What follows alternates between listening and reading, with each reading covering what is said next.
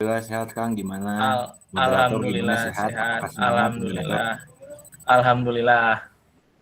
Eh, Mungkin sekilas sebelum diskusi atau kajiannya dimulai, ada sedikit gambaran dari saya mungkin terkait Kaseng sore kali ini. Kaseng dari sore ini mengusung tema yaitu peran organisasi daerah dalam menyikapi problematika politik kedaerahan. Eh, Tema ini diangkat atas dasar latar belakang dan pertimbangan bahwasanya pertama, mahasiswa itu selalu dicitrakan sebagai individu yang kritis, idealis, juga sebagai agent of control, baik eh, bukan saja agent of control tapi juga agent of change atau agen kontrol dan agen perubahan. Nah, melihat dari sejarah secara nasional pada setiap masa peran mahasiswa itu selalu berperan penting pada kondisi-kondisi sosiopolitik baik di nasional maupun secara kedaerahan. Sebagai contoh, pada masa reformasi di tahun 1999, tumbangnya Presiden Soeharto itu diprakarsai oleh gerakan-gerakan yang kesemuanya itu kebanyakan diprakarsai oleh mahasiswa. Nah, atas dasar itu kemudian ada satu organisasi atau bentuk organisasi yang sifatnya itu organisasi kedaerahan, menghimpun mahasiswa-mahasiswa atas kesamaan primordialitas atau kesamaan daerah yang terhimpun dalam satu organisasi. Nah, pertanyaannya kemudian adalah, apabila mahasiswa ini memang diciptakan sebagai agent of control dan agent of change atas kondisi sosiopolitik secara nasional, lalu bagaimana kita melihat sikap-sikap yang seharusnya dikeluarkan oleh organisasi kedaerahan atau organisasi primordial mahasiswa dalam menyikapi persoalan-persoalan dan kondisi sosiopolitik di daerahnya masing-masing. Kira-kira Kaseng pada minggu ini, pada sore kali ini akan membahas pertanyaan-pertanyaan big picture-nya seperti itu ya, temanya adalah seperti itu. Nah, mungkin sebelum masuk ke temanya, kepada para pemateri atau pembicara, sudah siap materinya ya? Kang Arya? GoPro udah siap kayaknya. GoPro udah siap? Mungkin gini ya, sebagai pengantar, acara ini kan punyanya IPPMK gitu. Saya kira alangkah lebih baiknya ketum IPPMK dulu yang menyampaikan materi, nanti saya akan hanya sedikit lah. Mungkin itu aja. Ya, tapi kalau di PPM itu biasanya harus memuliakan tamu, Kang, gitu. Mungkin dari Kang Gopur mau lebih dulu gitu. Oke. Udah kalau gitu. Ya, silakan kepada Kang Gopur. Waktu dan tempat silakan. Bismillahirrahmanirrahim. Assalamualaikum warahmatullahi wabarakatuh. Mungkin saya akan memperkenalkan diri saya kembali. Perkenalkan, nama saya Gofur Cucu Caniago. Saya asal IPMK Yogyakarta. Alhamdulillah diamanahi oleh teman-teman menjadi ketua umum Ikatan Pelajar Mahasiswa Kuningan Yogyakarta. Saya mahasiswa Universitas Teknologi Yogyakarta, Prodi Hubungan Internasional tahun 2018. Alhamdulillah sekarang semester akhir. Udah mulai sibuk bukan sama organisasi ya, tapi udah sama kuliah. Jujur saya di sini merasa nggak pantas ya ngobrolin soal peran mahasiswa daerah karena dalam politik ya, karena sejatinya saya juga tidak banyak berperan dalam jalannya politik daerah, tentunya khususnya di Kabupaten Kuningan. Namun setidaknya saya punya pengalaman atau cerita-cerita dari senior-senior saya, sehingga ini bisa menjadi sebuah landasan ataupun bisa menjadi sebuah pendobrak bagi teman-teman mahasiswa daerah itu sendiri. Mungkin ada admin ya, kemarin saya udah ngirim materi, mohon izin di share screen, atau mungkin harus saya yang share screen? Bentar deh kalau gitu. Nanti dari ini mungkin Kang Edman. Mungkin sambil nunggu admin, tadi saya agak lupa terkait kurikulum PT pemateri, yaitu dari Kang Gopur. Kang Gopur ini lahir pada tanggal 17 bulan 3 tahun 2000. menempuh pendidikan di SDN 2 Kuningan, SMPN 2 Kuningan, lalu meneruskannya di SMAN 3 Kuningan. Pengalaman keorganisasian beliau yaitu yang pertama merupakan ketua Eskul Futsal pada tahun 2017 sampai tahun 2018, lalu menjadi bendahara himpunan mahasiswa Kuningan Indonesia atau HMKI pada tahun periode 1920, 2019, 2020, lalu menjadi ketua umum Ikatan Pelajar dan Mahasiswa Kuningan Yogyakarta. Nah, hobi dari Kang Gopur ini kalau saya baca dari CV itu suka sama isu-isu politik, HAM, dan lingkungan, sehingga berserikat di organisasi merupakan kegiatan Kang Gopur sehari-hari. Itu mungkin latar belakang atau CV dari Kang Gopur ya. Untuk Kang Arya nanti menjelang masuk materi saya bacakan lagi. Untuk admin gimana? Udah siap mungkin yang share screen?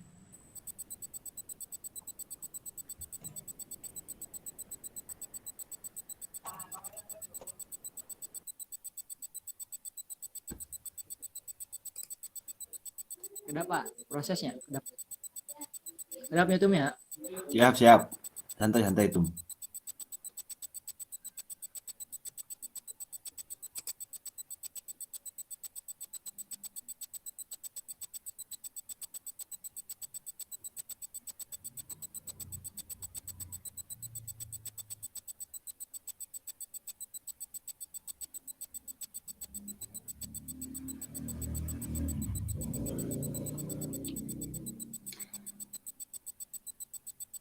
Ya, oke, makasih ya. Ini benar PPT saya juga. Mungkin sedikit dari saya sebelum menuju kita running ke tema pada kajian hari ini. Mungkin di sini saya akan menjelaskan bagaimana politik itu secara teori dulu, sehingga nantinya itu bisa menjadi sebuah landasan untuk kita berpikir ke depan tentang peran organisasi daerah. Mungkin bisa di next. Ya, di sini saya mengambil sebuah teori menurut Harold di Laswell itu ya, yang mana dia mengatakan bahwa politik adalah tentang siapa, mendapatkan apa, dengan cara bagaimana. Artinya politik ini sangat dekat dengan kepentingan, yang mana kepentingan itu menjadi sebuah sangat beririsan lah, intinya sangat beririsan dengan apa itu politik gitu. Nah, yang mana di dalam jalannya politik itu sering dikait-kaitkan dengan beberapa konsep ya, seperti kebijakan publik, lalu kekuasaan dan negara begitu. Sehingga konsep-konsep ini adalah bungkusan atau sebuah alat untuk membungkus kepentingan itu sendiri. Nah, yang saya baca dalam skala internasional, politik itu juga biasanya digunakan oleh suatu negara untuk memperluas hegemoni negara terhadap terhadap negara-negara kecil, seperti misalkan Amerika memperluas hegemoninya dengan melakukan perdagangan, dan Cina melakukan perdagangan juga untuk memperluas hegemoninya. Nah, namun skala internasional, skala nasional, politik itu digunakan untuk mencapai tujuan-tujuan negara, atau hal-hal yang menciptakan kemaslahatan bagi masyarakat seperti itu. Namun jangan salah, hari ini pada jalannya politik itu sendiri, di Indonesia atau dalam skala nasional, terkadang politik itu digunakan untuk mencapai kepentingan para politisi itu sendiri maupun kepentingan pribadi atau kepentingan pribadi. Jadi sehingga ada yang salah dari penggunaan politik itu sendiri. Mungkin bisa di next. Kang teh. Ya. Nah, sekarang kita mulai masuk dan mengerucut kepada bagaimana peran mahasiswa gitu ya. Mahasiswa adalah agen of change, dan saya mempercayai itu gitu, bahwasanya mahasiswa itu adalah agen perubahan. Di sini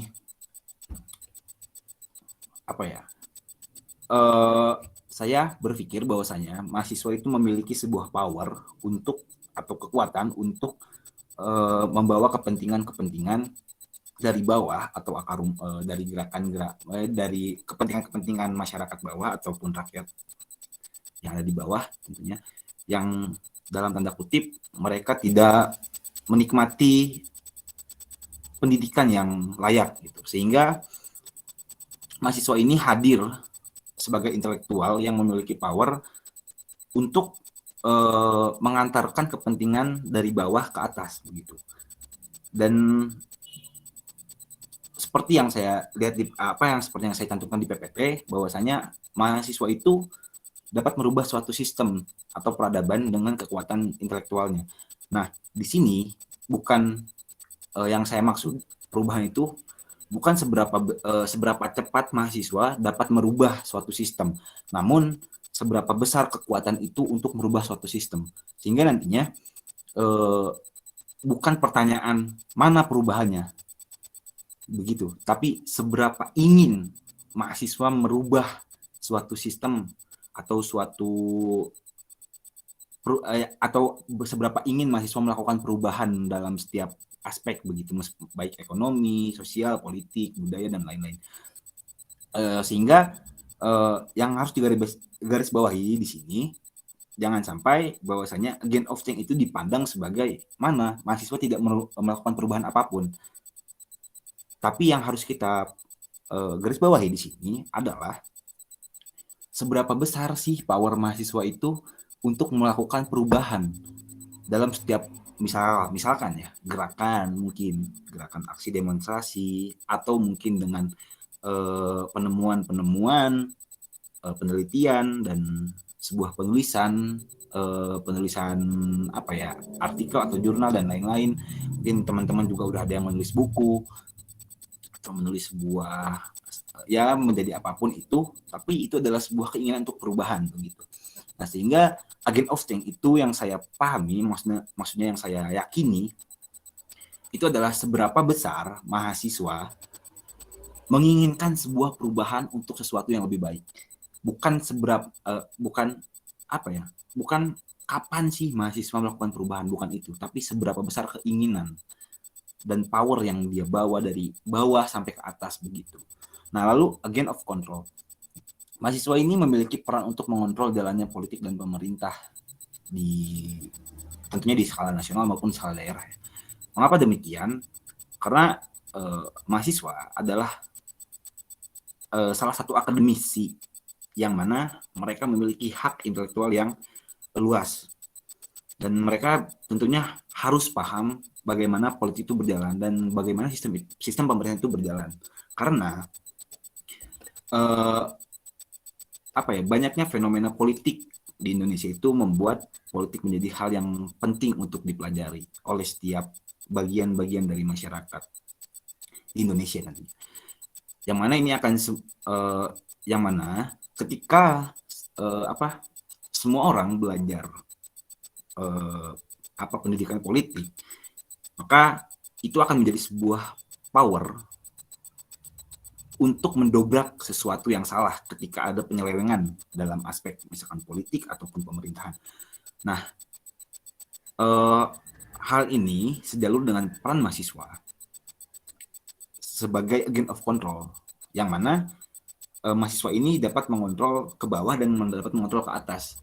Maksudnya, kontrol itu kita bisa melakukan sebuah controlling kepada masyarakat untuk seberapa besar sih masyarakat ini tertarik, atau misalkan mungkin tertarik terhadap isu-isu politik ataupun isu-isu pemerintahan ataupun isu-isu yang lain gitu, sehingga nantinya itu akan menjadi sebuah kekuatan bagi mahasiswa itu sendiri ketika dia ingin mendobrak ke atas, maksud ke atas itu dalam kepemerintahannya gitu, dalam sebuah lembaga yang menjalankan politik itu sendiri dalam sebuah negara maupun dalam sebuah tingkatan daerah lah begitu. Nah, hal ini akan menjadi sebuah kekuatan bagi mahasiswa ketika dia ingin mendobrak seperti itu. Nah, sehingga dia bisa mengkontrolling bagaimana jalannya pemerintahan dalam setiap keputusan-keputusan ataupun kebijakan-kebijakan, baik dalam aspek ekonomi, sosial, budaya, pembangunan, dan aspek politik dan lain-lain lah. Nah, hal itu sangat penting saya kira, karena memang dalam jalannya politik itu tentu harus ada controlling. Nah, di mana kontrol harus ada pengontrol lah. Harus orang yang mengkontrol itu semua. Dan itu siapa? Kita sebagai mahasiswa atau sebagai akademisi harus punya kekuatan atau harus memiliki keinginan untuk melek terhadap isu-isu itu. Karena memang mahasiswa itu adalah ya itulah adalah apa ya? Lanjut ya mungkin penyambung lidah rakyat lah kalau bahasa orang tua saya ya. Karena memang mereka adalah orang yang sangat sensitif, masyarakat adalah orang yang sangat sensitif ketika suatu kebijakan merugikan mereka. Lalu siapa yang akan merubah ketika ada suatu kebijakan yang merugikan mereka misalkan. Nah, siapa lagi kalau bukan kita akademisi?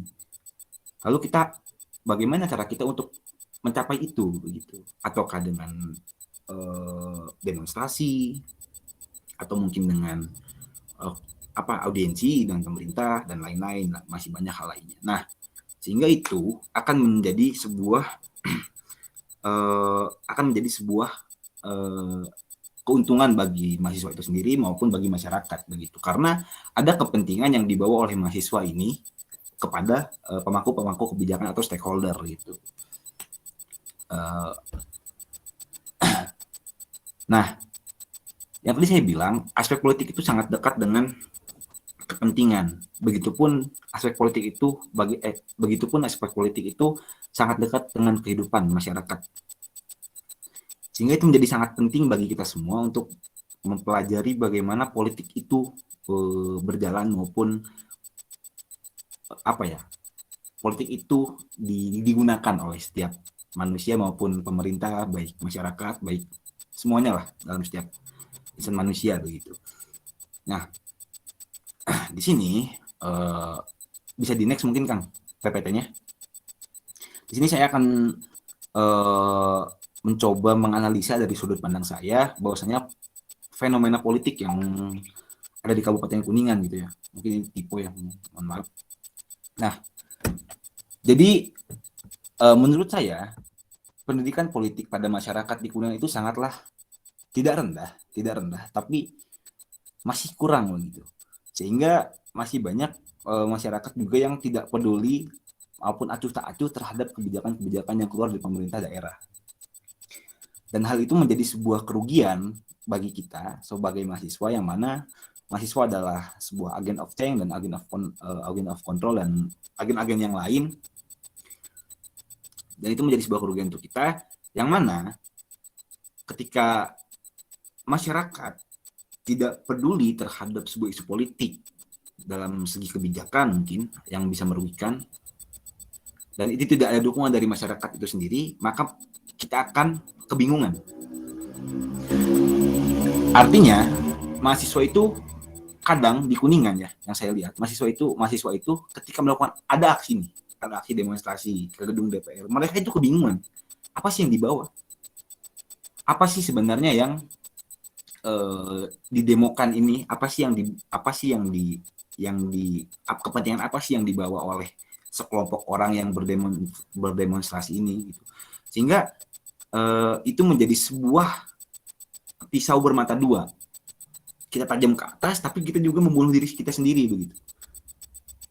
Ketika mungkin ya nantinya ada hal yang kita hindari lah. Ada orang yang ditanya dalam sekelompok demonstrasi itu, ada orang yang ditanyai oleh masyarakat mungkin, kalian demo apa sih? Tapi mereka nggak tahu isi dari demo itu apa. Kepentingan apa yang dibawa oleh kelompok orang yang berdemonstrasi itu. Nah, itu jadi sebuah pelajaran bagi kita semua, atau sebagai tantangan bagi kita semua untuk bagaimana caranya menyadarkan masyarakat Kuningan ini bisa melek terhadap isu-isu politik begitu. Nah, lalu yang kedua, hubungan para stakeholder di Kuningan. Mungkin itu bukan rahasia umum lagi ya. Kita udah tahu bagaimana hubungan orang pertama dan orang kedua di Kabupaten Kuningan. Lalu juga ada orang, maksudnya Sekda Kuningan dengan kepala dinas yang itulah mereka bermusuhan dan lain-lain.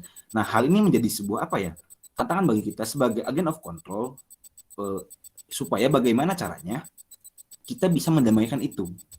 Karena yang saya pikir ketika dalam satu struktur organisasi ada perpecahan, apalagi ini kan struktur organisasinya sangat apa ya, berkaitan lah dengan aspek-aspek masyarakat gitu. Sehingga ketika itu sangat ketika ada sebuah konflik di sana harus kita redam sebagai agent of control. Dengan cara apa? Mungkin kita bisa melakukan audiensi, begitu, melakukan audiensi dengan pemerintah sehingga kita bisa mendamaikan itu, atau dengan cara mengkritik mereka melalui media sosial, mungkin ada dengan media-media yang ada seperti ya yang mungkin yang di Instagram dan media-media yang lain, di Facebook mungkin, dan di ya apa aja lah itu platformnya. Yang penting kita bisa mengawasi itu sehingga tidak ada lagi konflik yang terjadi pada stakeholder itu sendiri. Karena itu jujur menurut saya itu sangat merugikan bagi kita ya sebagai masyarakat Kabupaten Kuningan, yang mana ketika pemimpinnya berkonflik, maka kita akan kebingungan. Lalu apakah mereka memikirkan kepentingan rakyat ketika mereka berkonflik untuk kepentingannya diri sendiri, untuk kepentingan pribadinya? Contoh ketika bupati dan wakil bupati, saya itu berpikir kenapa ini bisa konflik, padahal dia itu berjanji untuk membangun Kuningan, tapi mereka berkonflik, ada apa? Begitu kan? Jadi sehingga kita bingung, masyarakat bingung, kenapa, ada apa? Sedangkan itu tidak dibuka di publik, hanya sedikitnya lah, sehingga bilangnya bla bla bla lah gitu. Ada beberapa isu yang karena saya nggak di inilah, saya nggak dianggap gitu. Tapi kan menurut saya harusnya sosok orang kedua di Kabupaten Kuningan memiliki kedewasaan untuk berpikir bahwasanya ada kepentingan rakyat atau ada kepentingan masyarakat yang harus dipenuhi dengan menurunkan ego-ego mereka. Nah, konflik ini terjadi dengan adanya ego mereka. Karena mereka mempunyai ego sehingga hal itu menyebabkan adanya konflik, begitu menurut saya. Nah, yang ketiga, peran mahasiswa dalam mengontrol kebijakan publik juga di Kabupaten Kuningan itu sangatlah kurang menurut saya. Jujur ini makanya tadi saya merasa tidak pantas berbicara di sini sebenarnya. Karena memang saya tidak banyak berperan dalam mengontrol kebijakan-kebijakan yang ada di Kuningan. Namun saya dapat mendengarlah dari senior-senior saya sehingga itu menjadi sebuah landasan saya untuk berpikir juga. Nah, saya ketika di Yogyakarta, ketika ada isu-isu nasional, saya sangat kepo orangnya. Saya bertanya ke sana kemari, melakukan diskusi dan lain-lain. Tapi ketika ada sebuah masalah yang ada di Kuningan, saya hampir tidak peduli dalam aspek kebijakannya. Namun dari sana saya belajar, kenapa sih saya nggak peduli terhadap isu di Kuningan? Karena apa? Kenapa saya tidak peduli? Karena tidak ada dukungan dari mahasiswa-mahasiswa yang ada di Kuningan. Seperti itu. Pernah saya melakukan. Saya datang dari Jogja, setelah bertanya kepada senior-senior saya yang adalah senior saya, salah satunya mungkin bisa saya sebutkan, Kang Rian. Dia itu adalah orang yang sangat melek dengan budaya, sehingga saya bertanya kepada dia secara isu-isu budaya di Kabupaten Kuningan, yaitu mengenai Sunda Wiwitan di Kabupaten Kuningan. Waktu itu kan ada konflik, mungkin teman-teman juga pernah dengar ya, yang digeruduk sama itulah ada ormas, organisasi masyarakat PI ya, mungkin saya sebut aja. Nah, di sana saya merasa kecewa sebenarnya. Saya merasa kecewa kenapa itu bisa terjadi di Kabupaten Kuningan, sedangkan menurut saya Sunda Wiwitan itu adalah suatu aset kekayaan yang dimiliki Kabupaten Kuningan. Kenapa saya bisa bilang begitu? Sunda Wiwitan itu ketika dia punya Serentahun, yang datang itu bukan hanya orang masyarakat Kuningan, tapi dia dari masyarakat luar. Kita hitunglah cakupannya Jawa Barat dulu. Di luar Jawa Barat itu ada orang Banten, ada orang Ciamis yang datang, karena di Ciamis juga ada namanya, saya lupa, ada juga Sunda Wiwitannya di Ciamis. Lalu ada juga dari Sukabumi, Cikagelar dan lain-lain lah, itu banyak datang ke Kuningan. Tapi pemerintah membuat suatu konflik yang mana mereka itu tidak diakui sebagai masyarakat adat. Akhirnya saya bingung di sana, kenapa ini bisa terjadi. Nah, setelah lama di Jogja, saya pun mengorek-ngorek isunya, ternyata itu masih kurang.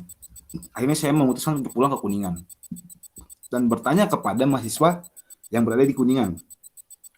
Maksudnya mahasiswa yang menempuh pendidikan di Kuningan itu sendiri. Saya bertanya, mereka tidak tahu sama sekali. Akhirnya itu terkikis di kepala saya, dan saya akhirnya gimana ya, mau bergerak pun kita nggak punya power begitu. Akhirnya kita kebingungan sendiri, dan akhirnya itu mentah di kepala lah, nggak keluar sama sekali begitu.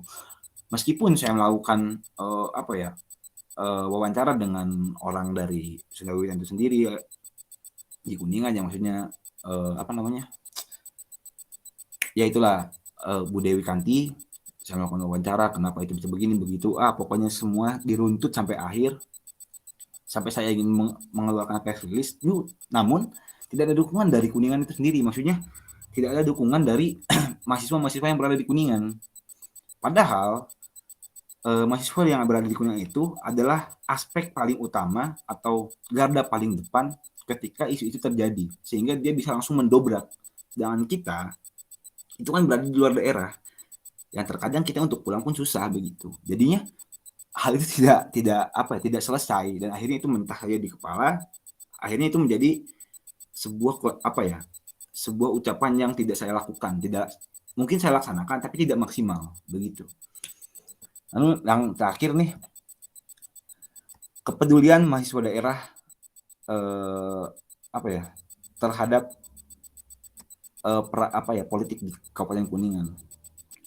Saya ingin bicara dengan pengalaman saya aja ya, karena teman-teman saya itu tidak sedikit yang menempuh pendidikan di luar Kabupaten Kuningan. Namun ketika mereka keluar dari kandangnya, sebutnya Kuningan itu kandang, ya mereka keluar dari kandang, seolah-olah mereka itu adalah kacang yang lupa kulitnya. Dia tidak mau lagi memikirkan Kuningan itu kenapa sih, di Kuningan itu ada apa sih. Dan mereka tuh lupa bahwa mereka itu lahir di Kuningan dan besar di Kuningan. Untuk mengurusi itu, mereka itu tidak mau. Karena apa yang mereka bawa dari luar ke kandangnya itu bukan sebuah ilmu, melainkan gaya hidup. Saya pikir kayak begitu. Jadi ini pengalaman saya aja di lingkup teman-teman saya, sehingga mereka itu ketika ditanyain, di Kuningan ada ini nih, di Kuningan ada ini nih, di Kuningan ada isu ini nih, di Kuningan ada isu ini, mereka tuh ya udah, cuman gitu doang. Dan itu menjadi saya sebenarnya sakit hati. Kenapa mereka tidak berpikir untuk menyelesaikan isu itu? Padahal mereka itu adalah mahasiswa yang menempuh pendidikan di luar Kabupaten Kuningan. Harusnya sedikitnya lah, mungkin 40% atau 30% mereka pulang ke Kuningan itu untuk membenarkan sebuah sistem atau sebuah kesalahan-kesalahan yang ada di Kabupaten Kuningan itu sendiri. Tapi mengapa mereka seolah tidak peduli? Itu kan menjadi sebuah tantangan bagi kita untuk menyadarkan bahwasanya ketika mahasiswa daerah pulang ke Kabupaten Kuningan, mereka harus juga melek terhadap isu-isu yang ada di Kuningan, fenomena-fenomena politik yang ada di Kuningan. Nah, seperti itu. Nah, sedikit tambahan dari saya, peran mahasiswa daerah itu sebenarnya sangatlah mudah sebenarnya. Mudah diucapkan. Bagaimana? Sebagai mahasiswa daerah yang dihimpun oleh organisasi-organisasi mahasiswa daerah lah, bagaimana sih kita berperan di sana, di dalam politik Kabupaten Kuningan, politik daerah, itu bagaimana sih? Menurut saya itu mudah ketika diucapkan. Misalkan, kita bisa mengontrol politik yang ada di Kuningan. Dengan cara apa? Tadi yang saya sebutkan di atas.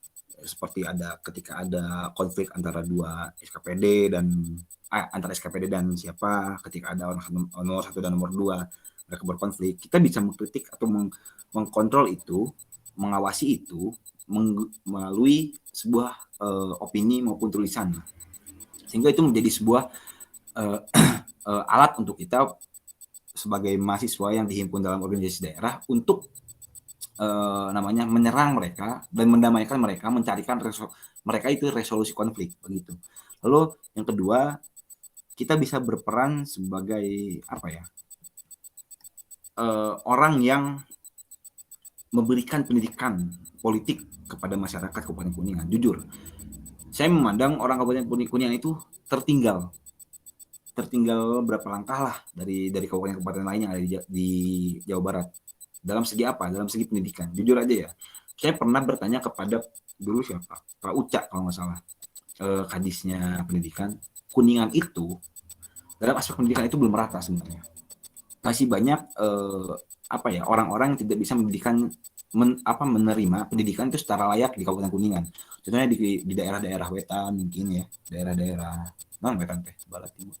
Ya timur, lalu daerah-daerah selatan itu masih banyak yang mereka itu kurang layak dalam menerima pendidikan yang layak begitu. Sehingga itu menjadi sebuah tantangan bagi kita bagaimana caranya kita sebagai mahasiswa daerah yang keluar menempuh pendidikan keluar lalu kembali lalu di sana dihimpun oleh sebuah organisasi daerah dan harusnya kita kembali ke Kuningan untuk melakukan sebuah perubahan baik secara dasar maupun secara langsung begitu. Maksudnya dasar baik dalam segi pendidikan itu kan dasar atau mungkin dalam segi kebijakan yang ada di atas begitu.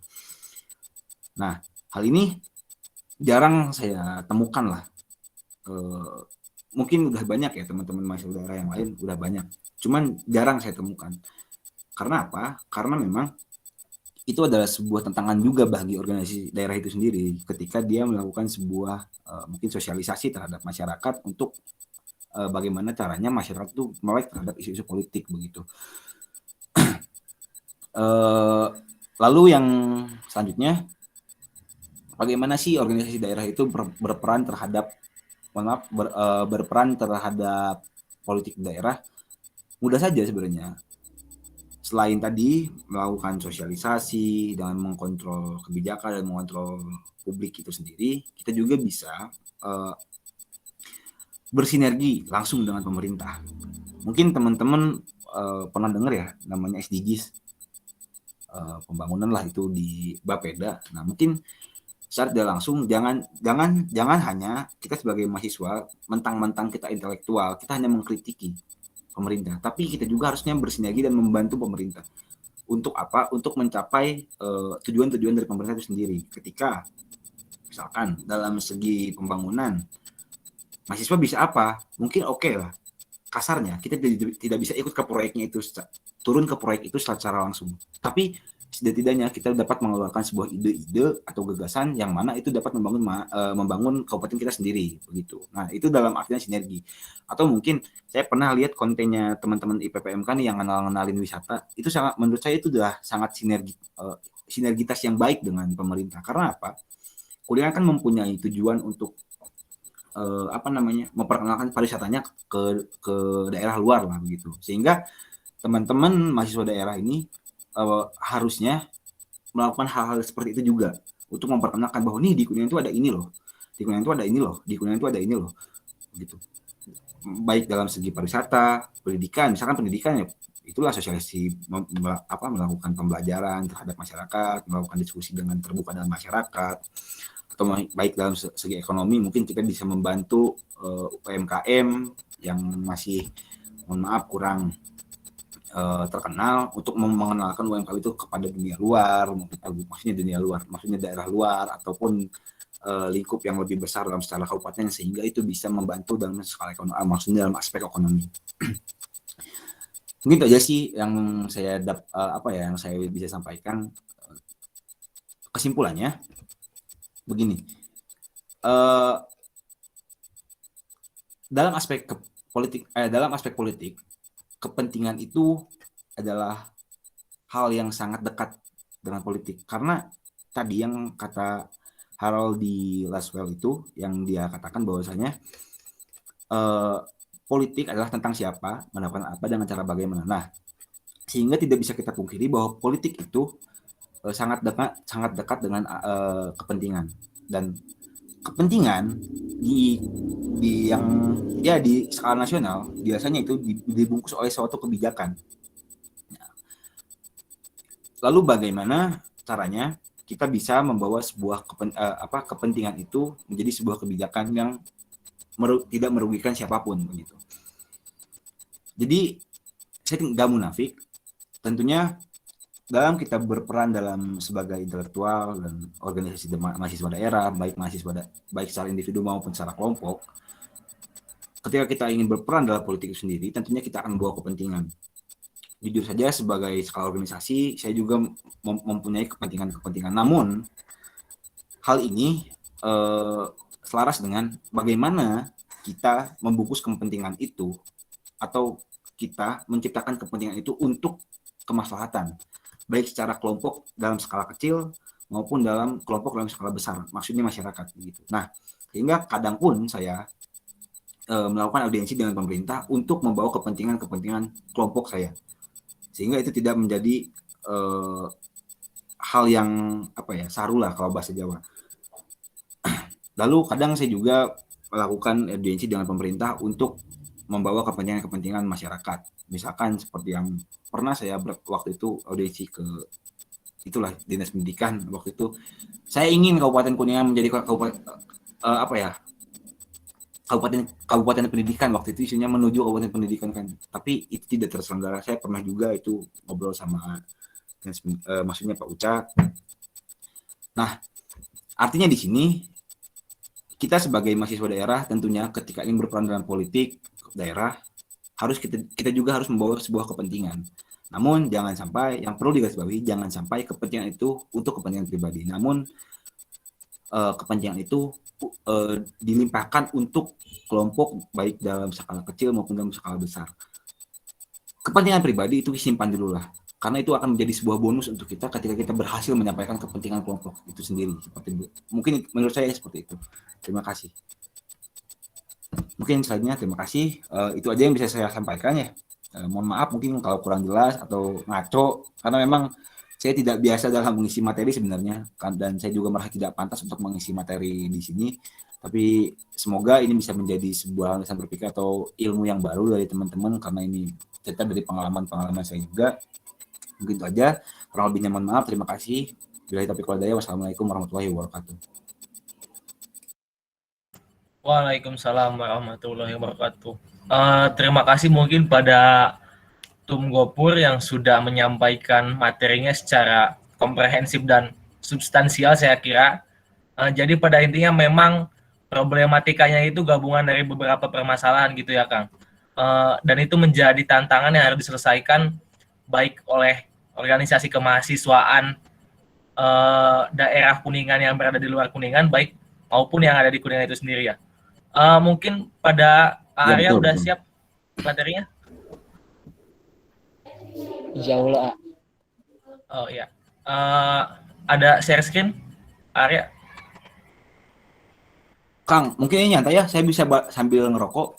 Tadi saya lihat Kang Arya sambil ngerokok juga gitu. Bangga. Bangga. Ya, mungkin pada Tum Arya waktu dan tempat langsung saja dipersilakan ya. Silakan. Oke, baik, terima kasih atas waktunya kepada Araga. Mungkin di sini juga saya sama seperti kayak Tum Gopur ya, belum pantas untuk ngasih materi tentang berpolitikan di Kuningan, apalagi daerahannya. Karena jujur, ya saya sendiri bahkan tidak cuma beberapa kali mengikuti isu-isu politik tentang di daerahannya. Cuman ya insya Allah lah gitu. Untuk ini saya dapat menjelaskan beberapa sedikit demi sedikit lah, sharing-sharing buat teman-teman yang saya ketahui khususnya ya. Nah, di sini tuh ada yang kasreng kala hari ini tuh kita mengangkat tema tentang peran organisasi daerah dalam menyikapi problematika politik kedaerahan. Boleh di next, Teh. Nah, yang dimulai dari pengertian organisasi mahasiswa daerah. Nah, organisasi mahasiswa daerah itu apa sih? Gitu. Nah, organisasi mahasiswa daerah itu merupakan organisasi yang beranggotakan sekumpulan mahasiswa yang berasal dari daerah yang sama dan memiliki nasib dan tujuan yang sama. Yang biasanya organisasi daerah ini menjunjung tinggi nilai kekeluargaan di dalamnya. Seperti contoh kayak mungkin sama ya, primordial kita IPPMK Jadetabek sama IPPMK Jogja, yang dimana sama-sama mahasiswa primordial, mahasiswa rantau asal Kuningan, tetapi beda tempat doang. Kalau misalkan IPPMK Jadetabek tempatnya di Jadetabek dan IPPMK Jogja itu tempatnya di Jogja. Mungkin kita satu nasib loh, cuman beda tempat doang. Seperti itu. Mungkin bisa di next Teh. Nah, selanjutnya kita masuk ke peran dan tujuan organisasi mahasiswa daerah. Apa aja sih peran organisasi mahasiswa daerah mungkin sudah disindir tadi selintas oleh Tum Gopur, dan menurut saya itu peran mahasiswa daerah yaitu untuk mencari ilmu, mencari pengalaman dan relasi dari kota yang kita rantau, yang kita singgahi, yang kita jadikan tempat perantauan, tempat kita belajar dan diaplikasikannya di daerah Kuningan. Nah, agar Kabupaten Kuningan menjadi kabupaten yang maju dan tidak tertinggal dengan kabupaten lain. Yang disindir tadi sama Tum Gopur juga bahwa kita masih tertinggal beberapa langkah di bidang pendidikan khususnya. Kalau misalkan melihat dari ini kita tuh sebagai mahasiswa ekspor Kuningan, yang dimana kita belajar di luar Kuningan dan memang sih banyak kejadian bahwa kita lupa akan kacang lupa kulitnya gitu. Kita lupa, setelah kita sudah sukses sudah apa, kita lupa akan kembali ke lemah cai ini. Itu yang mungkin bukan di Jogja aja, Gopur, di Jakarta pun sudah banyak seperti itu. Dan sebenarnya nggak jadi masalah, bukan nggak salah ya, tetapi emang mungkin peluang dan ininya juga lebih besar untuk di kota-kota besar dibanding di Kuningan. Cuman ya sebagai kita di mahasiswa yang mempunyai idealis tersendiri ya sangat disayangkan lah gitu. Nah, mungkin tujuan organisasi mahasiswa daerah ini bertujuan untuk mempererat tali silaturahmi persaudaraan, membantu dan meningkatkan terhadap aspirasi masyarakat, sekaligus memberdayakan potensi anggota, akan tetapi mereka mengadakan suatu kegiatan baik yang itu bersifat kedaerahan atau pengabdian, literasi, mengasah soft skill dan lain-lain lah. Hal itu semua sebagai bentuk dedikasi terhadap lemah cai. Jadi tujuannya itu selain untuk yang tadi saya sebutkan bahwa organisasi daerah itu kalau misalkan kita dirantau sebagai keluarga kedua lah gitu, dimana kita bisa setelah kalau misalkan kita di Jakarta ya capek dengan berbahasa Indonesia, capek dengan kultur yang banyak, entah dari Sumatera, Kalimantan, bahkan di luar Jawa lah khususnya, di mana sifatnya beda-beda. Kita balik ke daerah, ke organisasi daerah gitu. Seperti kalau di Jakarta di IPPMK Jakarta, IPPMK Jabodetabek, kita kayak merasa ke rumah kedua gitu. Kayak kita bisa ngomong Sunda lagi, bercanda-bercanda khas Kuningan lagi. Itu yang salah satu menjadi pengobat untuk kita kerinduan akan kampung halaman gitu loh. Menurut saya pribadi ya untuk di organisasi daerah ini. Next teh.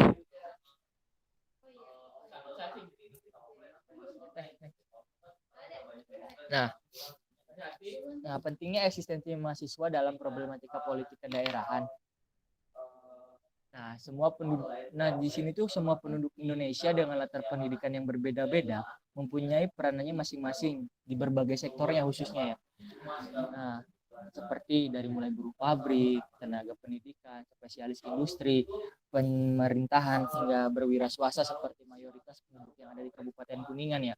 Dimana kalau misalkan bisa ditemui kalau misalkan kultur dari masyarakat Kuningan di rantau khususnya, kalau saya tahunya Jakarta ya, karena saya belum ke Jogja. Bahkan hampir semua warkop yang saya temui itu adalah masyarakat Kuningan gitu. Dimana masyarakat Kuningan itu banyaknya perantau yang berjualan burjo, ayam, es Cirebon, maka itu orang banyak lah yang berjualan swasta di sana.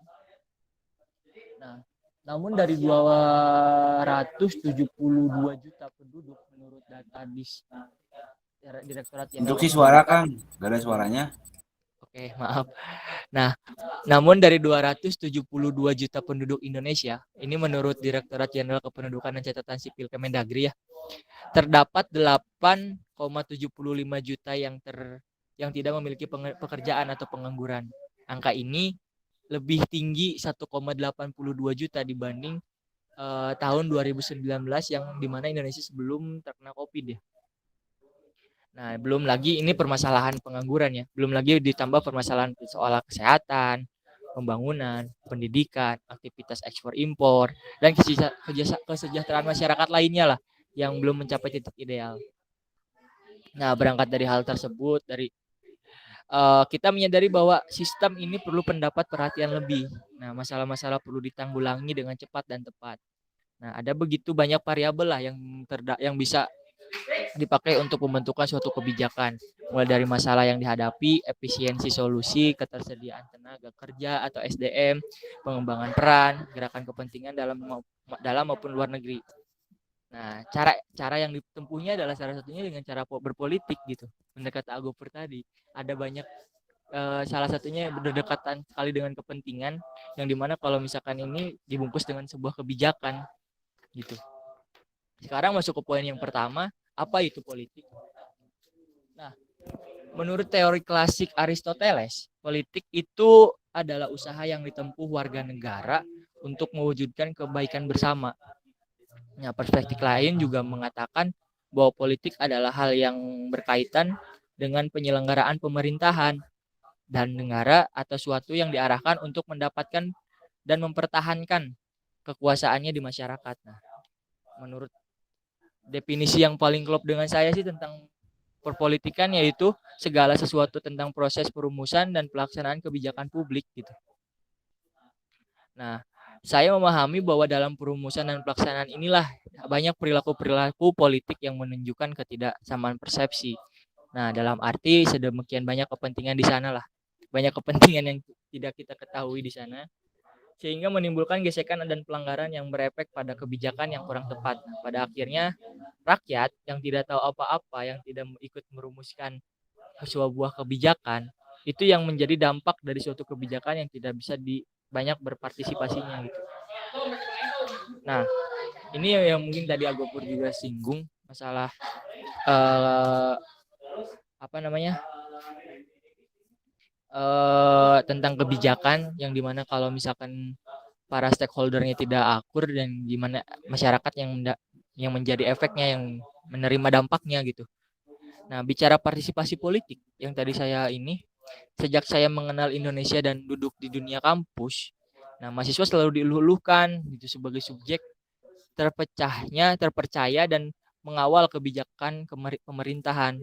Nah, hal ini lantaran kalangan mahasiswa ini disebut-sebut sebagai kaum intelek yang berada pada posisi yang netral. Nah, ini benar nggak sih gitu? Sekarang masuk ke poin yang kedua, yang dimana status mahasiswa. Perguruan tinggi menyuguhkan atmosfer pendidikan yang lebih fokus dan mendalam lah gitu, jika menawarkan lingkungan yang intelek. Untuk bisa bertahan sebagai mahasiswa dikatakan perlu daya pikir yang lebih daripada masyarakat untuk mengenyam bangku kuliah. Nah, tanpa bermaksud menganalisis dan menyalahi takdir ya. Maksudnya tanpa membebani mahasiswa, kondisi ini tidak salah. Mahasiswa dikatakan mampu melihat serta mengkritisi keadaan pemerintah. Nah, tak hanya otaknya yang diklaim untuk mengkaji persoalan, mahasiswa berada di dalam industri yang legal, yang dimana kita di kampus yang legal ya khususnya, yang mencapai meja pemerintah itu lebih dekat gitu, karena kita sering disuguhkan dengan di media, apalagi yang media yang kita yang dimana aja bisa kita akses lah. Jadi kita bisa tahu isu-isu terkini gitu. Cuman kitanya aja mau apa enggak untuk membahas isu politik itu, menurut saya. Ditambah lagi mahasiswa yang terlibat dalam pengambilan kebijakan pemerintah namun dianggap mampu mengkritisi kebijakannya. Nah, maka posisi mahasiswa menjadi sangat netral dan strategis itu untuk turut berpartisipasi aktif dalam berpolitik, karena menjadi pengawal kebijakan penyambung lidah rakyat yang tadi kata Agus bersinggung juga gitu loh. Nah, lalu pentingnya memungkinkan dijadikan sebagai pemegang tongkat estafet pemerintah Indonesia, yaitu mahasiswa. Betul, karena tadi ada di dalam peran mahasiswa juga. Nah, dalam ini tuh mantan Menteri Kelautan Ibu Susi Pujiastuti itu pernah bilang bahwa mahasiswa itu memiliki peran khusus yang meliputi peran sebagai agent of change, moral force, iron stock, dan social control gitu. Sekarang kita lihat mahasiswa hari ini 5 juta lebih dengan berbagai fokus bidang yang berbeda, dipaksa oleh sistem ataupun passionnya ya, memenuhi kebutuhan peradaban. Sementara menurut riset itu Indonesia itu baru dikatakan ideal bahwa kalau sudah ada 100.000 dokter, 6.000 dokter spesialis, 2,7 juta teknisi, 600 akuntansi, dan masih banyak lagi sektor yang harus dipenuhi oleh para mahasiswa. Nah, perilaku untuk menjadi spesialis pun muncul. Jadi orang mahasiswa itu berlomba untuk menjadi spesialis itu, yang tadi saya sebutkan di atas. Berpikir bahwa apa yang perlu dilakukan hanyalah mengikuti fokus bidangnya saja. Jadi hanya berfokus untuk kuliah dan tujuan dan jurusannya yang dia tempuh gitu. Hal tersebut tidak salah menurut saya. Nah, mengingat dalam tatanan kehidupan memang dibutuhkan para jenius di bidang khusus yang di dalamnya membutuhkan fokus penuh. Tapi apakah semua mahasiswa harus begitu? Nah, ada jurusan ilmu politik, hukum, ilmu pemerintahan, dan lain sejenisnya lah yang dianggap oleh beberapa mahasiswa sudah cukup menjawab kebutuhan panggung perpolitikan Indonesia. Jadi mahasiswa itu sebagian hanya, oh udahlah ada teman-teman jurusan hukum, teman-teman jurusan politik, ilmu pemerintahan. Lantas mereka yang di luar bidang itu hanya berleha-leha dan akan apatis terhadap isu-isu politik ini karena semua amanah, semua yang ini diembannya dilimpahkan kepada jurusan yang tadi saya sebutkan itu. Nah, lalu di sini mahasiswa harus lepas, yang di luar itu harus lepas tanggung jawab seperti gitu aja atau gimana gitu. Nah, fenomena lain yang tak kalah menarik menurut saya ya adalah orientasi kebanyakan individu mahasiswa itu sendiri, yang dimana orientasinya itu bersekolah, kerja, mendapat gaji yang cukup, hidup bahagia. Agak menjadi situasi yang didambakan oleh banyak mahasiswa saat ini. Memang itu adalah menjadi sifat dasar manusia lah untuk mencari kenyamanan hidup. Dikatakan kebanyakan mahasiswa sekarang yaitu ya pragmatis dan oportunis menurut saya, mementingkan kenyamanan hidup sendiri aja. Bahkan saya sering bilang ke teman-teman IPPMK khususnya bahwa merasa baik-baik saja itu tidak baik gitu. Jadi kalau misalkan di teman-teman IPPMK yang saya rasa baik-baik aja ya, kadang konflik itu perlu dipercikan gitu loh untuk kita untuk lebih mendewasakan diri dan lebih untuk kritis lagi gitu menurut saya ya. Nah, kondisi lingkungan Indonesia pasca reformasi pun menghadirkan kenyamanan tersendiri menurut saya. Tidak ada gejolak maupun common enemy sehingga nampak seperti semuanya tidak ada yang salah gitu loh. Nah, lupa melihat masih ada rakyat yang susah. Dikatakan kebanyakan mahasiswa ada yang cenderung elitis yang kurang merakyat gitu. Katanya penyambung lidah rakyat itu. Tapi mana gitu. Nah, niat berkontribusi untuk bangsa tapi terpelintir istilah nanti sajalah kalau sudah sukses gitu. Lantas sekarang fokus kuliah tanpa peduli apa yang terjadi dengan bangsanya, apa yang berkata cara yang paling efektif untuk merusak suatu bangsa yaitu dengan membuat para pemudanya lupa akan sejarah. Jadi gimana kita untuk bisa bisa memperbaiki suatu masalah, suatu sistem jika kita tidak tahu sejarah gitu. Bahkan ada peribahasa bahwa pengalaman adalah guru terbaik gitu. Sejarah adalah guru terbaik. Pasti kita selalu belajar dari pengalaman-pengalaman sebelumnya. Bahkan seperti ya di suatu posisi pun pasti mengaji dulu posisi-posisi sebelumnya gitu loh. Nah, fenomena ini yang ditemui di bangku-bangku kuliah ya gitu. Kuliah saja sih yang sudah susah gitu. Tambah susah mikirin politik. Saya sudah sibuk dengan kuliah, banyaknya praktikum, banyak tugas, UAS, UTS. Nah, apalagi untuk memikirkan politik. Nah, padahal yang kita hadapi dalam menyangkut politik itu semua hal menurut saya, bahkan pendidikan pun itu salah satu bentuk berpolitik ya menurut saya. Jadi sebegitu haruskah mahasiswa mengenal politik?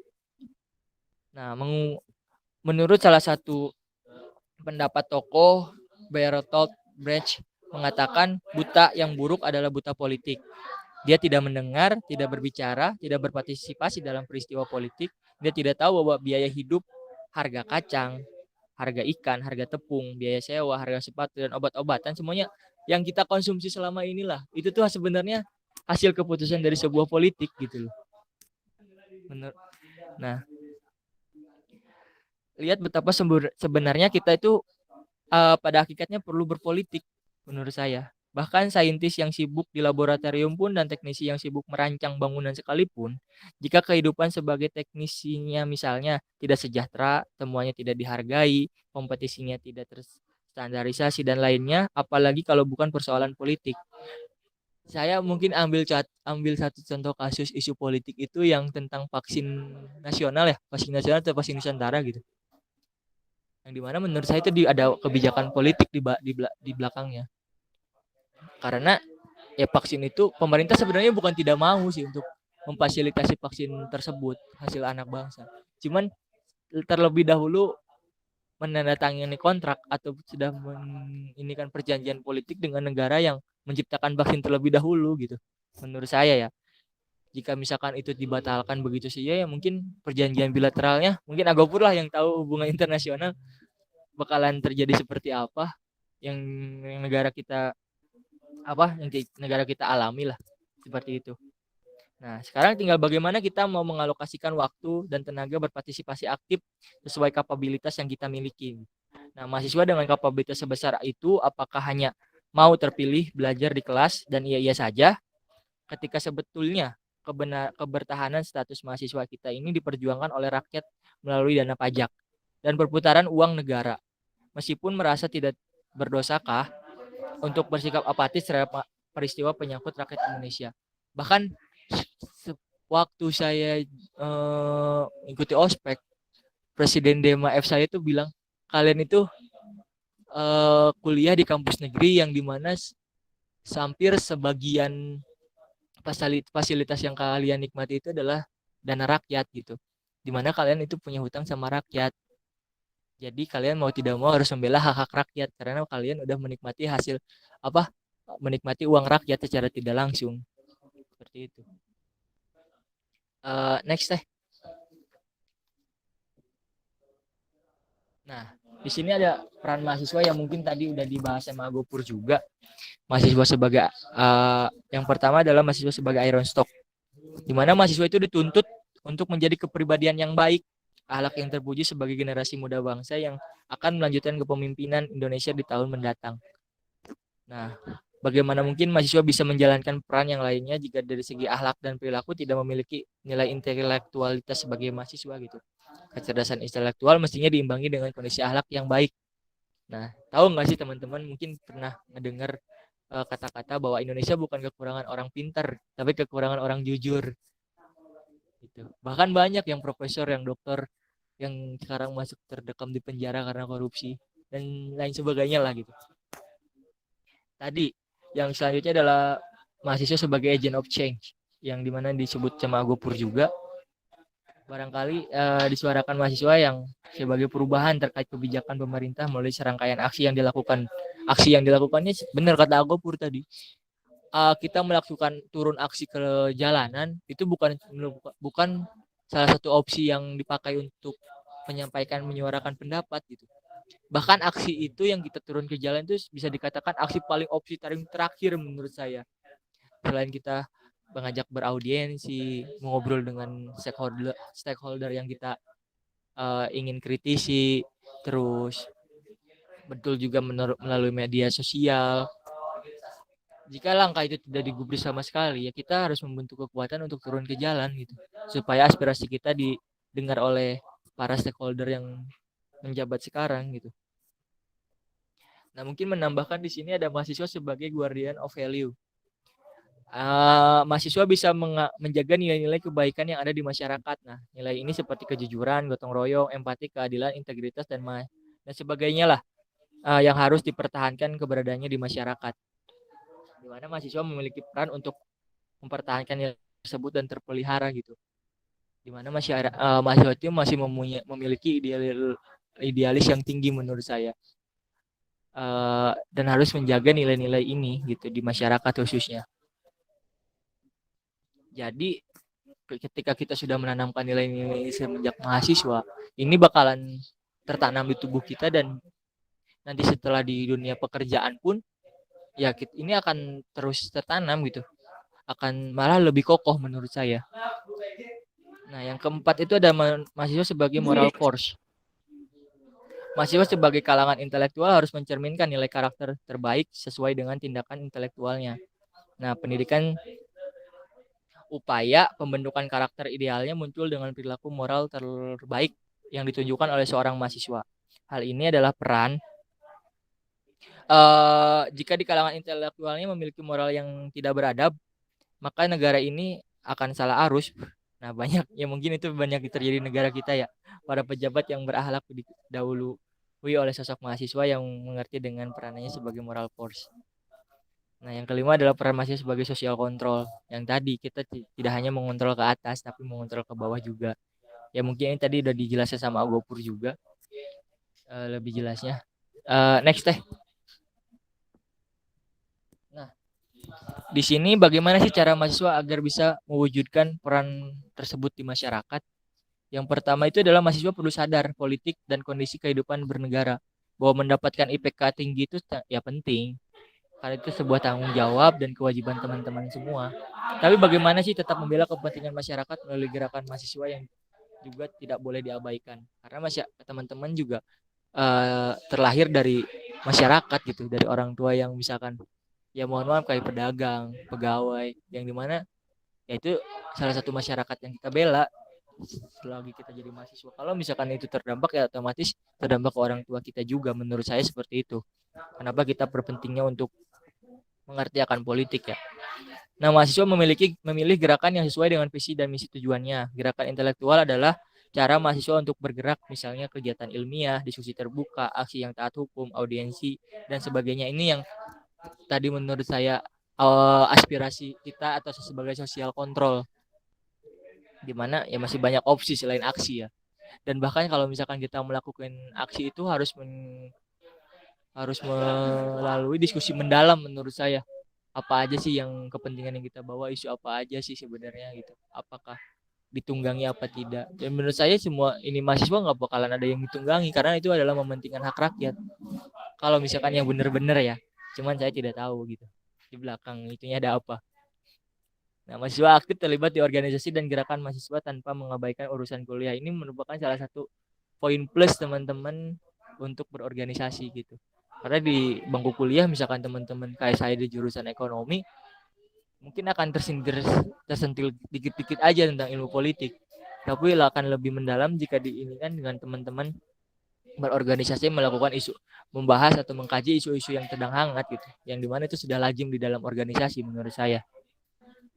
Nah, yang selanjutnya adalah mahasiswa memiliki manajemen waktu yang baik sehingga bisa menjalankan peran sosialnya di masyarakat, tanggung jawabnya pada orang tua dan diri sendiri. Ini salah satu poin plus bagi mahasiswa yang berorganisasi menurut saya. Di mana dalam mahasiswa berorganisasi itu selalu dibenturkan, selalu dibarengi dengan kegiatan organisasi, dengan dibenturkan dengan kegiatan individu, bahkan harus mengorbankan salah satu kegiatan individunya demi kegiatan organisasi.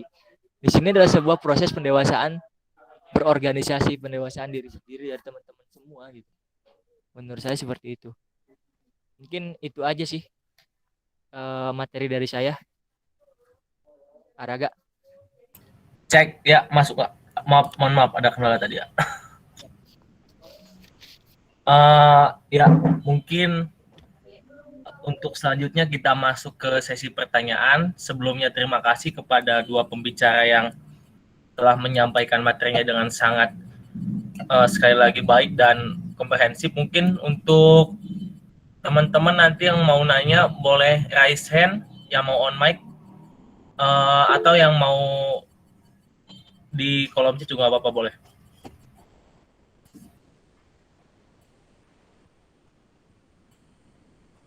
Baik.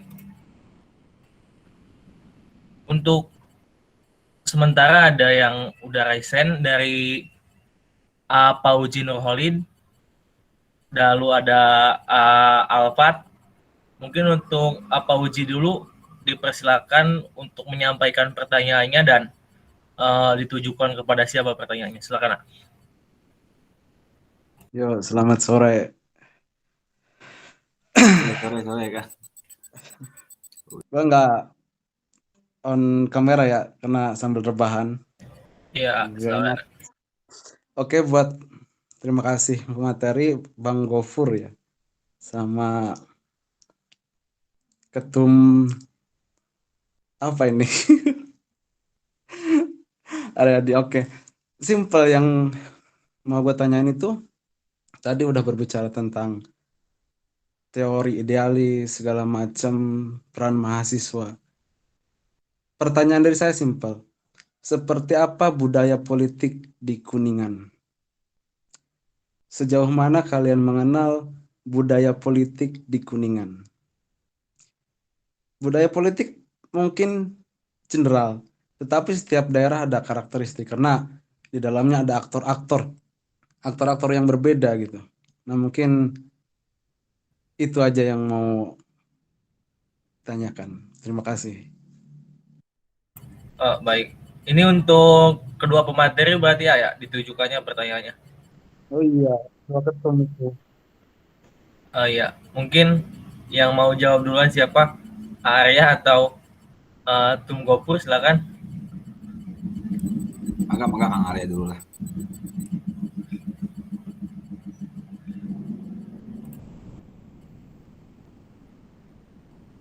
Ya,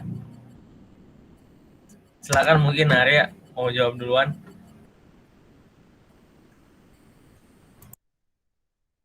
Oh, langsung jawab tak? Nggak ditampung dulu beberapa pertanyaan gitu? Oh, ditampung dulu boleh ya. Udah kalau mau ditampung, di kolom chat udah ada satu pertanyaan lagi dari Muhammad Banin, yaitu Sampurasun. Selamat sore, nama saya Muhammad Banin. Mau tanya kepada dua pemateri, bagaimana langkah-langkah mahasiswa dari kedua organisasi, IPPMK dan IPMK mungkin, dalam menghadapi bonus Gerapi Indonesia ke depan. Terima kasih, Sampurasun. Untuk pertanyaan ketiga mungkin sekalian dari Alpat, silakan Alpat. Oke, nuhun Araga. Izin bertanya, kita itu kan apa ya, anak-anak dari reformasi gitu. Kita lahir dan besar di zaman yang bisa dikatakan liar gitu. Nah, kita memilih presiden dan kepala daerah itu kan secara langsung. Kita menghormati mekanisme itu dengan tidak berpihak dalam pemilu. Kita mengkritik presiden atau pemangku kebijakan karena kita peduli terhadap incumbent atau siapapun yang ada di sistem gitu. Ini kita lakukan karena pemerintahlah yang memang berotoritas atas kesejahteraan masyarakatnya dan keberlangsungan demokrasi di Indonesia gitu. Nah, di Kuningan sendiri, saya sendiri melihat pergerakan mahasiswa terutama BEM kampus yang ada di Kuningan gitu ya. Saya melihat sangat kurang sekali lah pergerakannya. Padahal permasalahan sangat banyak sekali nih di Kuningan, dari mulai ada waktu itu isu data COVID dan yang lain yang memang itu harus dikawal oleh mereka yang selaku aktivis mahasiswa di daerah Kuningan gitu. Apakah ini menandakan penurunan ketertarikan khususnya BEM kampus di Kuningan terhadap politik daerah, ataukah mereka hanya fokus di proker mereka saja gitu, atau istilah kasarnya budak proker doang gitu di BEM. Nah, dan kira-kira di sini apakah Orda yang punya fungsi mengawal dan mengkritik pemerintah juga sudah melakukan fungsi tersebut gitu? Nun. Ya, terima kasih Alpat. Mungkin udah ada 3 penanya. Kepada dua pemateri, silakan mau jawab dari pertanyaan yang mana dulu, dipersilakan mungkin. Ya mungkin saya bisa menjawab pertama ya, kepada ini Kang Pauji ini senior dan juga Mang Banin ini ya, ini senior dari IPPMK maupun IPMK Yogyakarta gitu. Jadi ya mohon maaf kalau ini ada kekurangan. Namun jadi sini mencoba menjawab pertanyaan Kang Pauji dulu.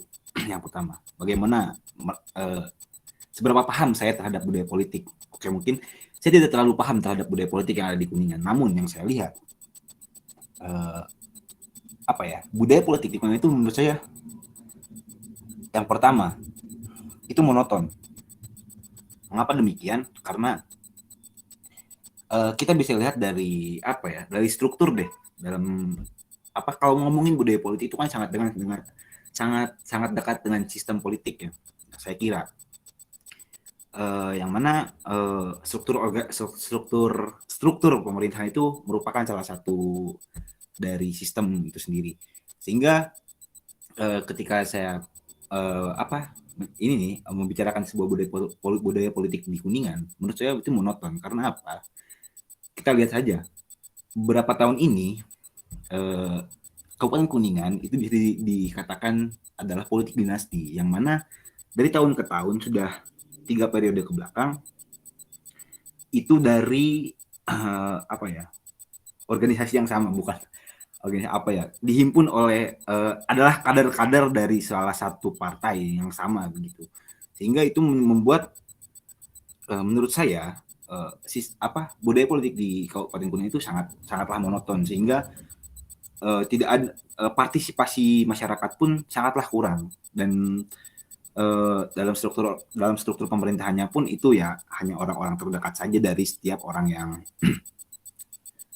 Contoh lah misalkan bupati yang sebelumnya kenal sama dia, ya udah jadiin dia, dorong dia begitu.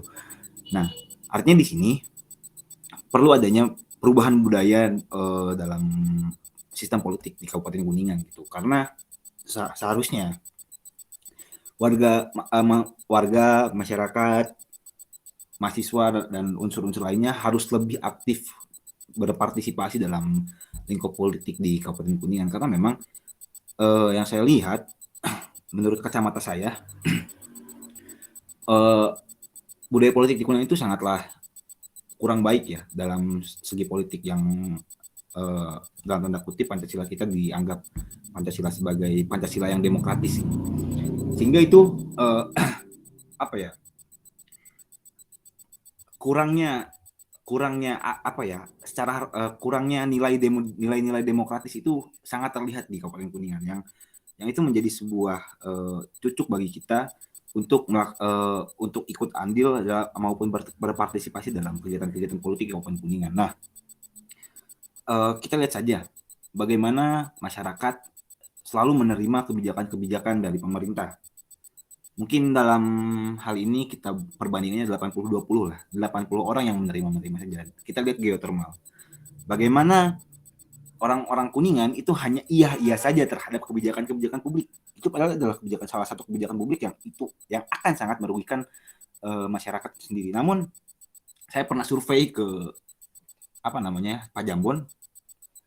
Pemudanya itu hanya ya udah lah, mau gimana lagi, kita udah pernah nolak begini bla bla bla, dan akhirnya tetap dilaksanakan. Harusnya mereka itu kan lebih partisipatif kepada isu-isu tersebut, karena itu adalah isu-isu politik menurut saya.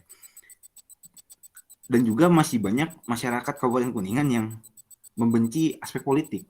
Mereka itu kadang yang saya temukan di lingkungan saya, mereka itu berkata seperti ini, lah ngapain ngurusin politik, toh politik itu jahat, kotor dan lain-lain, males lah berpolitik. Padahal politik itu sangat dekat dengan kehidupan kita. Seperti contohnya, ketika kita pacaran deh, sebagai muda-mudi nih kita ketika pacaran, kenapa sih wanita nggak mau salah? Itu adalah salah satu bentuk politik menurut saya.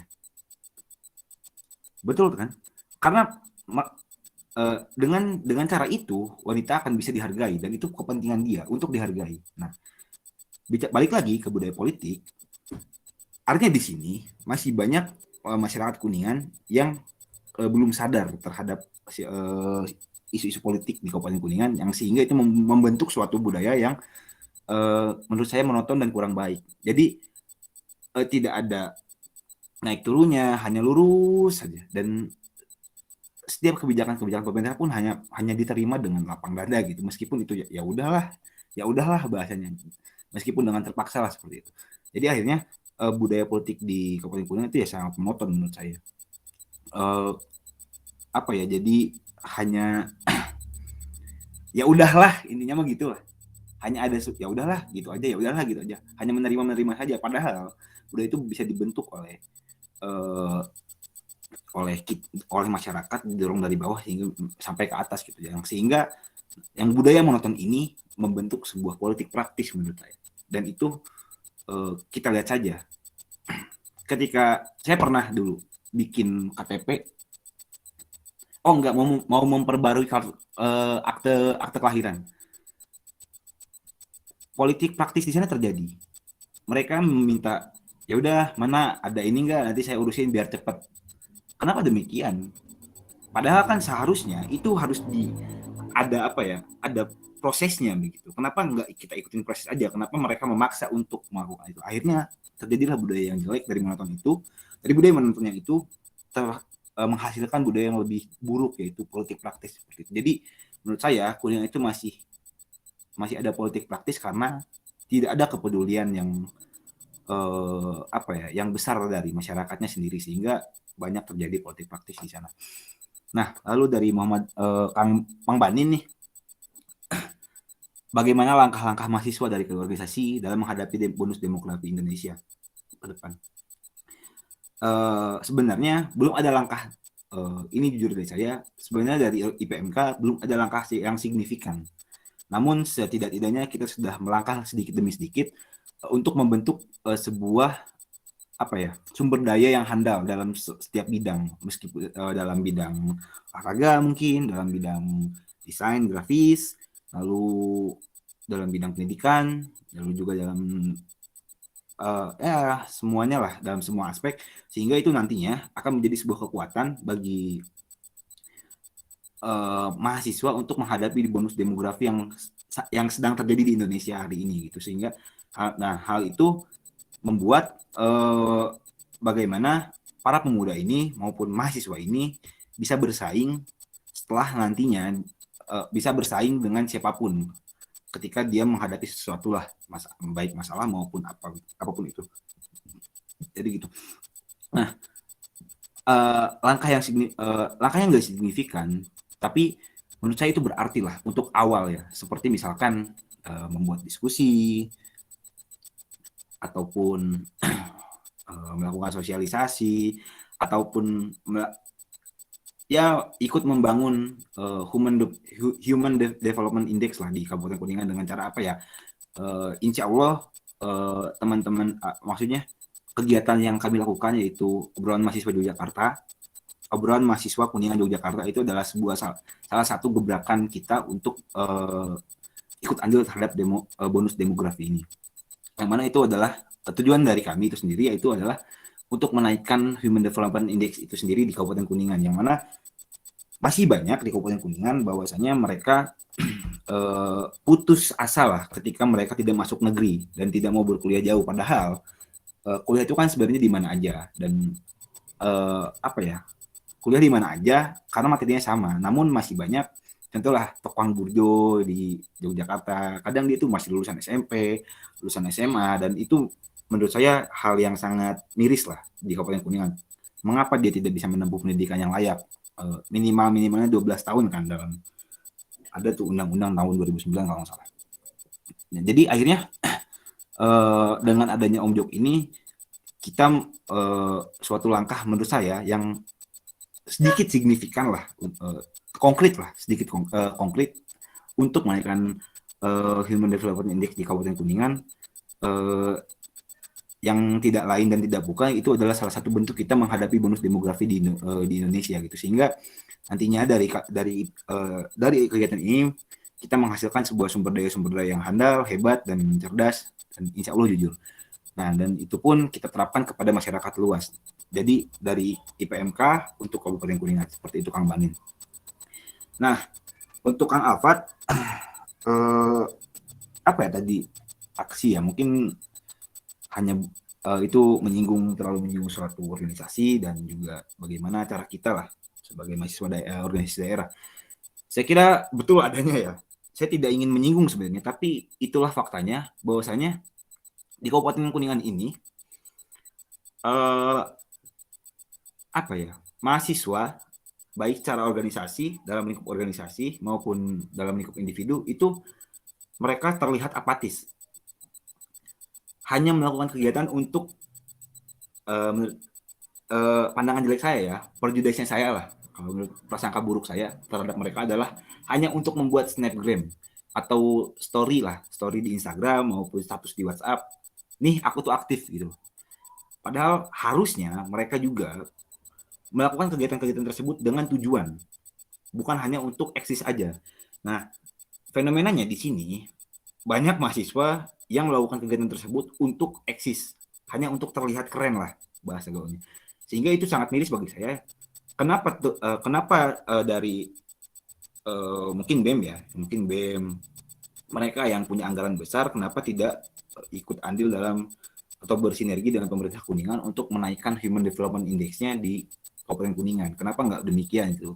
Kenapa yang mereka lakukan hanyalah mungkin pentas seni maupun acara-acara di kampus seperti mungkin bahasanya pekan olahraga lah begitu.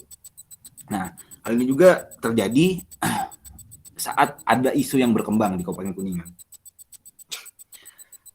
Dulu tanggal berapa ya? Bulan lalu waktu Omnibus Law itu, Kuningan itu telat. Maksudnya artian telat itu seperti ini. Di daerah lain udah pecah isu, Kuningan baru.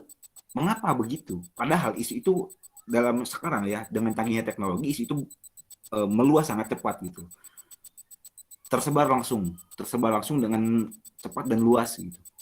Tapi kenapa di Kuningan masih terlambat? Contohnya ketika kita 8 November 2020 melakukan aksi, Kuningan itu baru tanggal 11 atau tanggal 9. Mengapa? Itu kan pertanyaan besar. Apakah hanya ingin ikut-ikutan supaya wah Kuningan juga ada aksi nih masuk Instagram gitu? Apakah hanya demikian? Kan seharusnya mereka tahu apa yang mereka lakukan. Gitu. Nah, di sana ada kemirisan dari saya.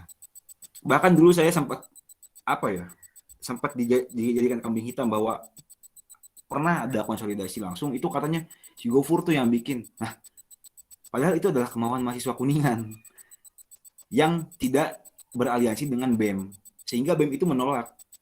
Nah, akhirnya dari sana saya miris karena ternyata mahasiswa Kuningan itu masih kurang peduliannya terhadap suatu isu nasional. Bagaimana ketika isu nasional aja mereka tidak peduli, bagaimana dalam skala daerah gitu, yang seharusnya lebih intens dengan mereka. Nah, di sini lalu saya beranggapan bahwasanya sebagai penggerak, maksudnya sebagai mahasiswa dengan status yang sama, meskipun kita di luar daerah, kita harus bisa menyetir itu.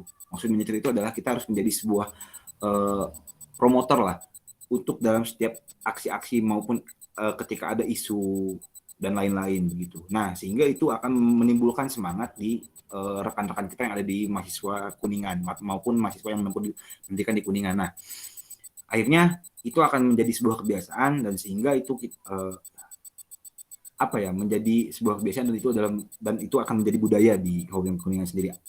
Yang kesimpulannya adalah sebagai mahasiswa daerah yang mungkin teman-teman Jakarta, teman-teman IPMK itu mengertilah bagaimana rencana aksi dan lain-lainnya lah, ketika kenapa harus ada aksi dan lain-lain. Kita harus membentuk suatu budaya di Kabupaten Kuningan sehingga mahasiswa daerah di Kabupaten Kuningan ini, maksudnya mahasiswa yang menempuh pendidikan di Kabupaten ini mengikuti budaya kita yang tidak hanya membuat suatu kegiatan saja, tapi juga melakukan controlling dan perubahan terhadap suatu sistem maupun suatu hal gitu. Yang artinya, mumpung ada kesempatan, kenapa sih kita nggak melakukan sebuah kegiatan yang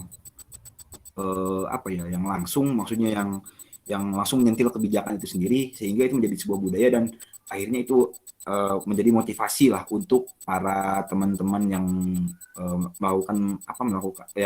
menempuh pendidikan di Kabupaten Kuningan itu sendiri. Mungkin itu aja. Ya, baik. Terima kasih Tum jawabannya. Mohon maaf mungkin kepada seluruh audiens, berhubung waktu sudah mau maghrib, diskusi atau sesi tanya jawab tidak bisa dilaksanakan secara lengkap. Mungkin sebagai penutup, Tum Aryadi, Kak Arya bisa melakukan closing statement yang sekaligus mungkin di dalamnya menjawab 3 pertanyaan tersebut secara komprehensif. Silakan mungkin Arya untuk closing statement-nya. Oke, baik. Sebelumnya mungkin saya ingin mencoba menjawab pertanyaan dari yang ketiga tadi ya. Yang pertama itu dari senior saya yang saya hormati, yaitu dari Apauji. Seperti apa sih budaya politik di Kuningan?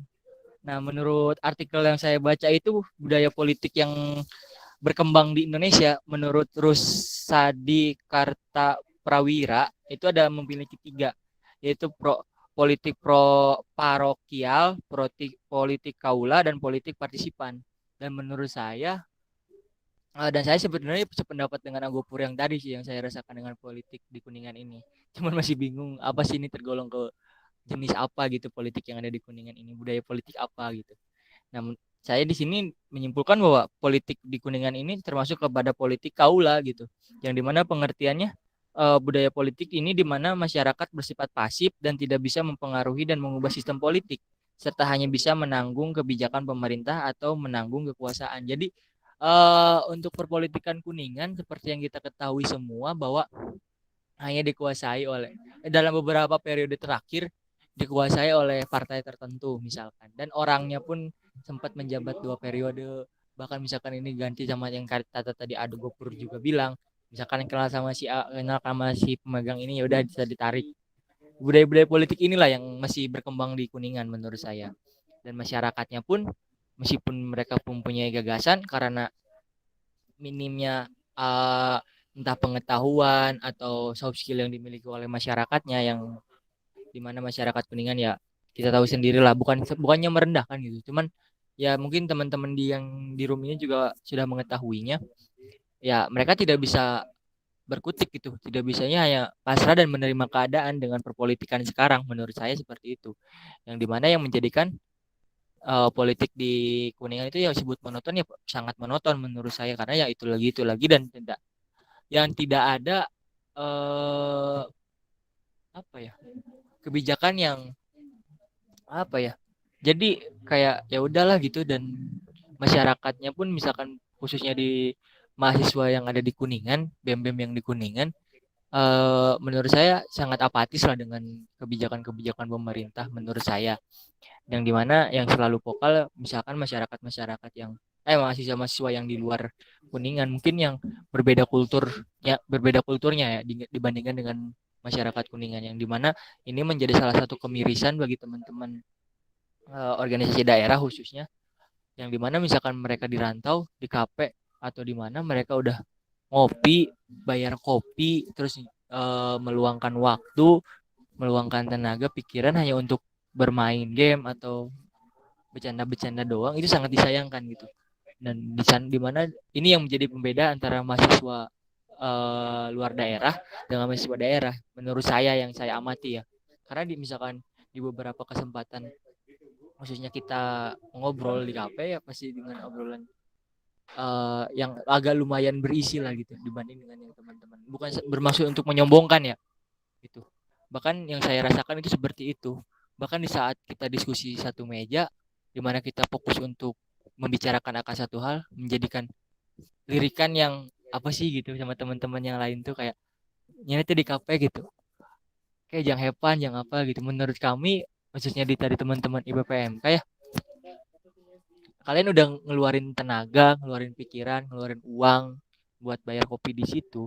Masa kalian nggak dapat obrolan yang seenggaknya bermakna untuk diri kalian gitu. Yang sangat dimana menurut saya sangat rugi sekali, dan bagi kami khususnya ya sangat miris melihat itu. Seperti itu. Nah, uh, mungkin lanjut ke pertanyaan selanjutnya. Ini juga salah satu senior dari Jogja, Abanin. Langkah apa sih mahasiswa daerah yang dipersiapkan untuk bonus demografi? Ini menjadi salah satu tulisan saya di web IPPMK Jabodetabek. Di opini saya, apa saja yang harus dipersiapkan milenial dalam menghadapi bonus demografi? Mungkin kalau di IPPMK sendiri, kita sudah mulai menyiapkan itu dengan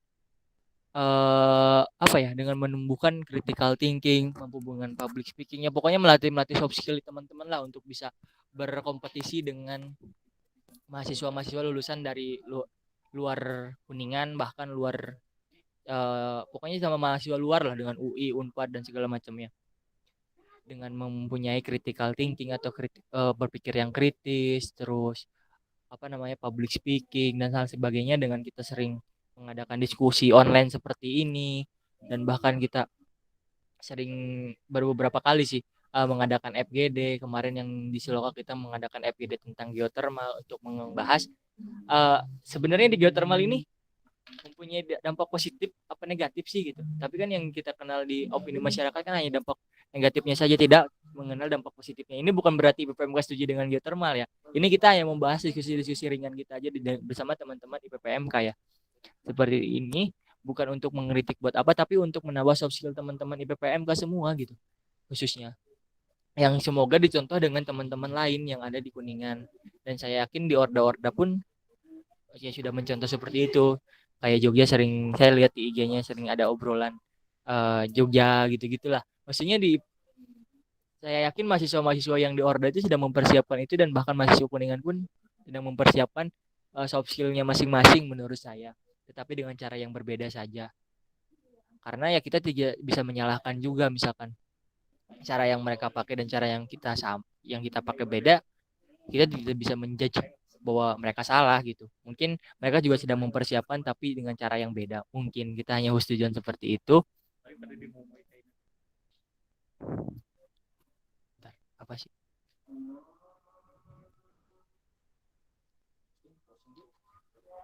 demografi yang mengarahnya pada budaya politik dalam masyarakat dan jernih. Oh, untuk di politik yang bermuara dari politik Kuningan ya, maksudnya mungkin dari kita ya pertama menurut saya untuk menghadapi bonus demografi ya yang tadi soft skill teman-teman juga untuk bisa bersaing. Kalau misalkan bersaing mah ya bisa bersaing dengan mana saja, apalagi kalau misalkan bersaing di Kabupaten Kuningan ini gitu menurut saya.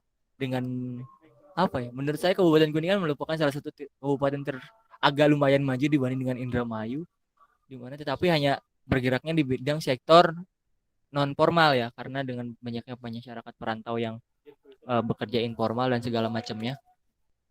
Dan menurut saya dengan misalkan soft skillnya sudah terlatih dan ini, mereka bakal bisa bersaing dengan di mana saja menurut saya. Karena ya mereka sudah sering berkompetisi dan sering diadukan atau ini kan dengan teman-teman di organisasinya gitu, sering berbeda pendapat dan selisih pendapat gitu menurut saya. Dan selanjutnya pertanyaan dari Alpat, apakah Orda yang memiliki fungsinya sebagai fungsi pengawasan sudah menginikan kebijakan ininya? Menurut saya untuk di PPMK sendiri belum. Kenapa saya bilang belum? Karena jujur mungkin kita sama kayak Jogja, kita belum mempunyai kekuatan, belum mempunyai power untuk apa ya? Untuk menyuarakan aspirasi kita gitu. Karena lagi-lagi kita ada selain kita mengkritik, tapi kita mempunyai aspek lain yang bisa membantu pemerintah sebagai sosial kontrol saya dengan kita mengadakan audiensi segala macamnya. Tidak secara terang-terangan pun menurut saya bisa seperti itu. Nah, dan mengapa BEM Kuningan kurang gitu dan mengawasinya? Mungkin karena mereka terlena dengan yang tadi saya paparkan di materi tadi, politik itu benar juga kata Gopur, politik itu kotor, licik dan sebagainya lah gitu. Jadi mereka malas untuk berpolitik, padahal ya mereka sebagai fungsinya ya di situ gitu menurut saya.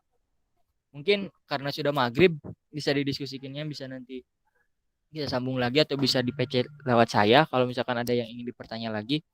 Mungkin langsung closing statement aja kali ya, Araga. Ya, silakan Arya, langsung aja. Oke. Closing statement dari saya, bagi saya sinergitas antara Orda atau organisasi daerah di lingkungan kampus harus ditingkatkan, sama-sama mengawal segala isu atau kebijakan di Kuningan khususnya. Karena kita harus saling mencerdaskan agar kita sebagai mahasiswa tidak kehilangan marwahnya, agar sebagai pengontrol atau sebagai pengontrol tadi kebijakan tadi, menurut saya seperti itu. Mungkin itu aja dari saya, Araga. Ya baik, mungkin biar adil, Tum Gopur mau ngasih closing statement singkat mungkin, silakan. Ya mungkin singkatnya dari saya, closing statementnya apa ya? Sebelumnya saya ingin mengucapkan terima kasih lah kepada IPPMK yang setelah memberikan kesempatan untuk diskusi pada sore hari ini, yang mana ini menjadi sebuah kebanggaan bagi saya lah ya. Gitu. Nah, closing statement dari saya, mari sebagai mahasiswa, sebagai pemuda yang memiliki intelektual yang luas, mari kita buat sebuah budaya yang lebih baik di Kabupaten Kuningan, sehingga itu akan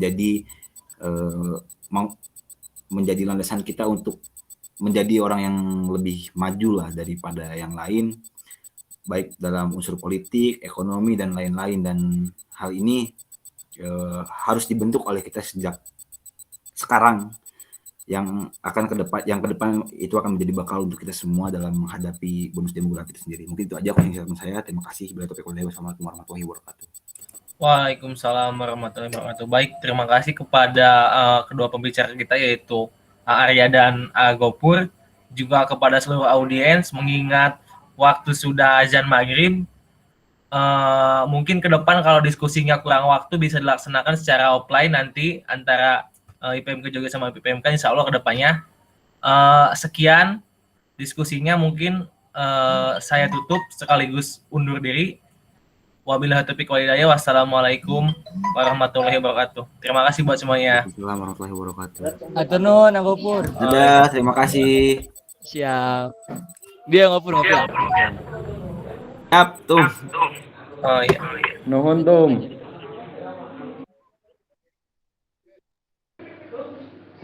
Oh udah, oke.